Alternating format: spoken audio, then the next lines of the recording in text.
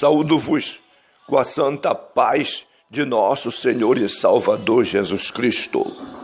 Lições da Bíblia com o pastor Sócrates Penafort-Fadul, da Igreja Evangélica Assembleia de Deus, SEMEADAP, na cidade de Tartarugalzinho, no estado do Amapá, na região norte da República Federativa do Brasil, sob os cuidados pastorais do reverendo Josias Dias Fonseca.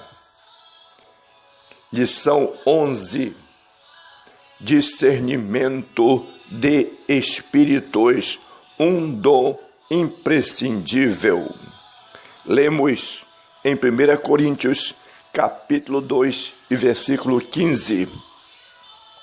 Mas o que é espiritual discerne bem tudo, e ele mesmo de ninguém é discernido. O discernimento de espíritos é um dos dons espirituais concedido aos crentes em Jesus. Ele nos capacita a distinguir o real do aparente e a verdade da mentira.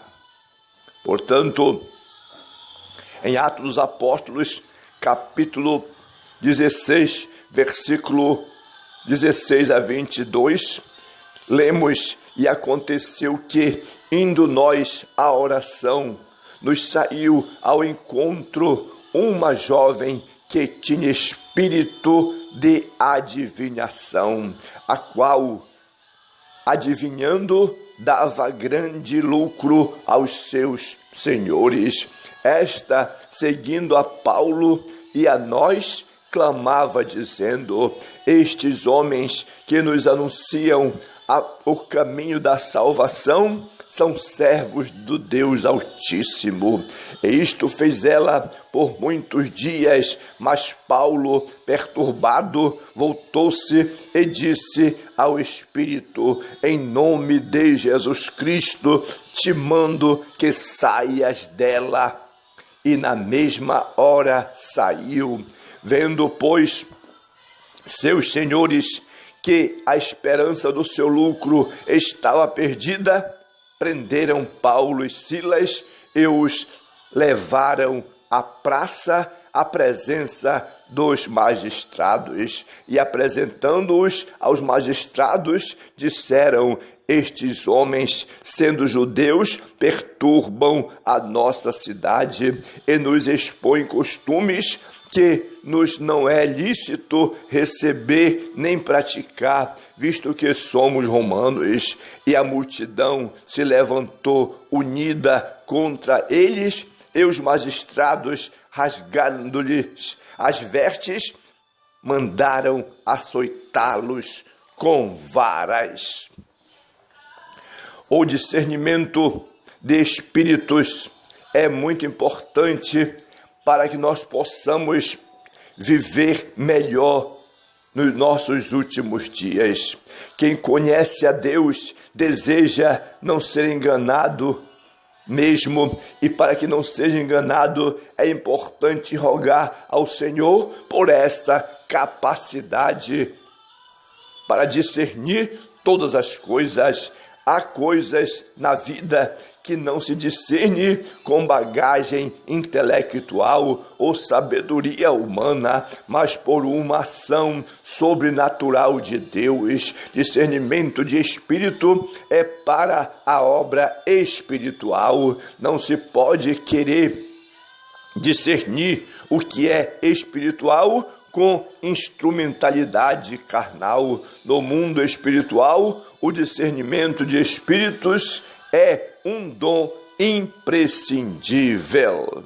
O homem espiritual é a pessoa com o Espírito Santo e que, por isso, tem melhores condições para entender cada situação. Isto é diferente naquele que não conhece a Deus. Mas o relato de Filipos, o acontecido de Filipos, por ocasião da segunda viagem missionária do apóstolo Paulo, revela que o discernimento espiritual vai além, pois diz respeito ao dom de discernir os espíritos.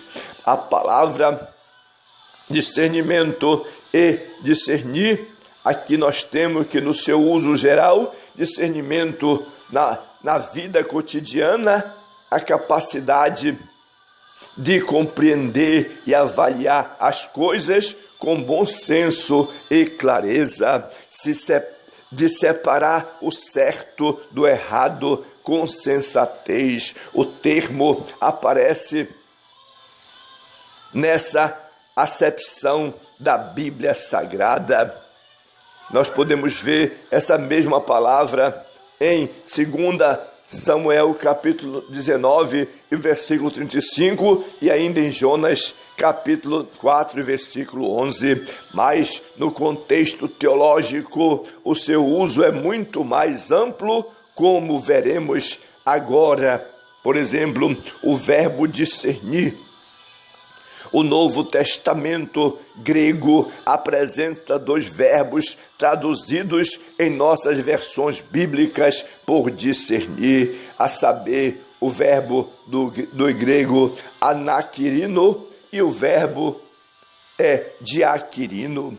O significado de anakirino é amplo, como perguntar, interrogar, investigar, examinar, e aparece também com o sentido de discernimento. O segundo verbo, a saber, o diakirino, apresenta grande variedade semântica e uma das variações é a de discernir. O substantivo discernimento, ele pode ser observado aqui como o termo grego determina, diakrisis, que aparece 3 vezes no Novo Testamento, e em cada uma delas o significado é diferente, uma vez com o sentido de briga ou julgamento. Aqui em Romanos capítulo 14, versículo 1. Outra, por exemplo, aparece como distinção em que se julgam pelas evidências se os espíritos são malignos ou se provém de Deus. A finalidade para discernir entre o bem e o mal está nesse dom do discernimento. Nós temos que este dom ele pode ser evidenciado na atualidade. Há manifestações sobrenaturais por meio de falsos profetas. Falsos profetas podem se levantar para querer enganar em nome de Deus. O próprio Jesus disse que o anticristo aparecerá fazendo sinais, prodígios e maravilhas, de tal maneira que, se possível fora, enganaria até mesmo os escolhidos. Os agentes de Satanás transformam-se em anjos de luz e seus mensageiros em ministros de justiça. Em todos os lugares, em todas as épocas, sempre existiram falsas imitações, e só com o discernimento do Espírito Santo é que é possível identificar a fonte de tais manifestações. Isso mostra a importância e a atualidade do dom de discernir os espíritos, que foi anotado, escrito, registrado aqui em 1 Coríntios capítulo 12 e versículo 10.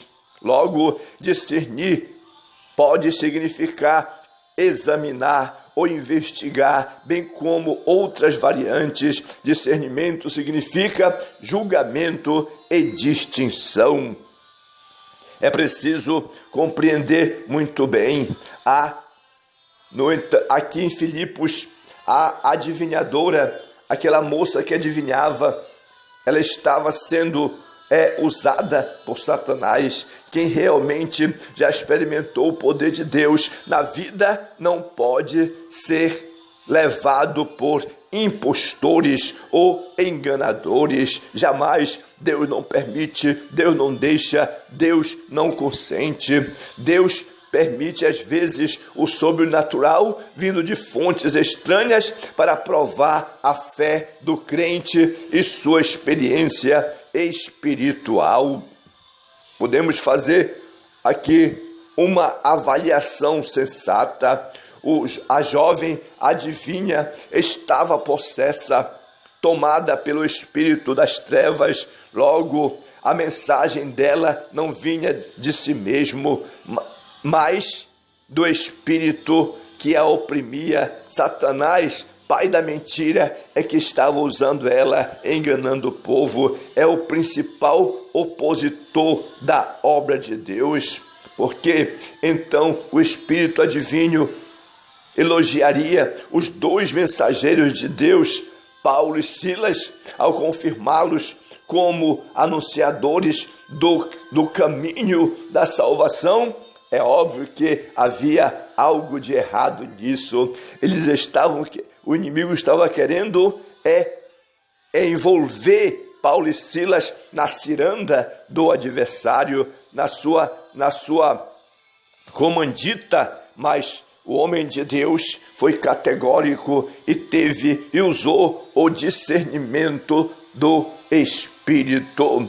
O espírito de adivinhação, ele se camufla nas pessoas. A jovem pitonisa tinha espírito de adivinhação. O termo grego usado aqui é piton, que significa que piton, espírito de adivinhação, de onde vem o termo pitonisa, associado à feitiçaria. Piton, na verdade, era a serpente que guardava o oráculo de Delfos na antiga Grécia, a qual, segundo a mitologia grega, ou a mitologia, Apolo matou. Com o tempo, Piton passou a ser usado para designar adivinhação ou ventríloco,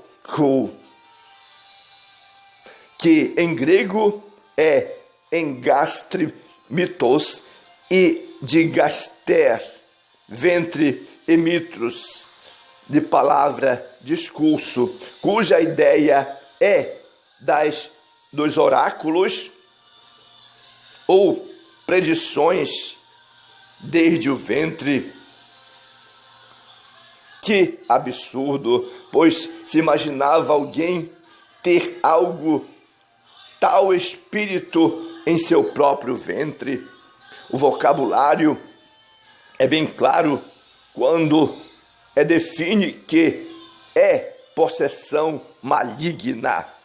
Adivinhações ontem e hoje sempre aconteceram e ainda estão acontecendo. Moisés, por exemplo, enumerou algumas práticas divinatórias comuns entre os cananeus, entre os egípcios, as quais o próprio Israel deveria rejeitar. Israel não deveria aceitar estas práticas. Isto vale também, meus amados irmãos, para os cristãos de nossos dias, pois todas estas coisas, estas práticas, estão presentes ainda hoje na sociedade, e o cristão deve se opor, o cristão deve erguer a sua voz como trombeta e combater com a palavra de Deus, porque a palavra de Deus é viva e eficaz, mais penetrante do que espada de 2 gumes e apta para discernir o pensamento do coração e vai até a divisão da alma e do espírito, das juntas e medulas. Parece que essas coisas encantam o povo, como aconteceu em Samaria com Simão, o mágico. Tais práticas envolvem direta ou indiretamente magia, astrologia, alquimia, clarividência, tarô, búzios, quiromancia, necromancia, numerologia e muitas outras coisas. São práticas repulsivas aos olhos de Deus. Deus não concorda, Deus não aceita, porque trata-se de uma forma de idolatria.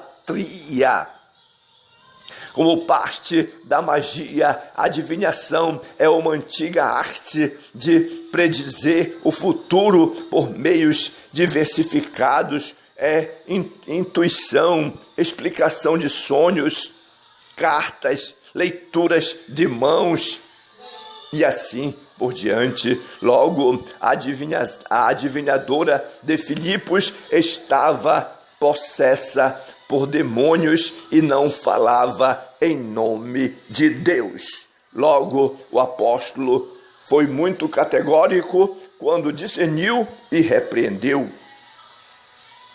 Precisamos desmascarar os ardis de Satanás.